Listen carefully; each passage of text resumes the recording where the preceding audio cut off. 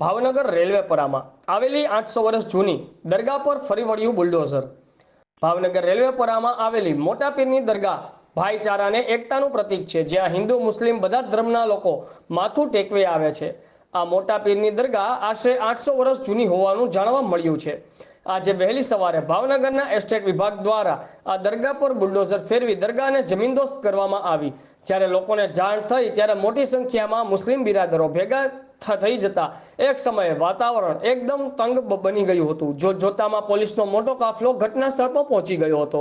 થોડા સમય માટે પોલીસ દ્વારા લોકોના ટોળા ઉપર બળ પ્રયોગ કરવામાં આવ્યો, પરંતુ મુસ્લિમ આગેવાનો વચ્ચે પડી મામલાને થાળે પાડ્યો હતો।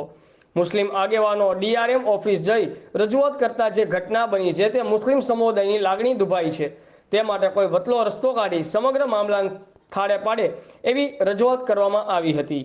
રિપોર્ટર અનવર લક્ષ્મીધર, આઝાદ મીડિયા લાઈવ, ભાવનગર।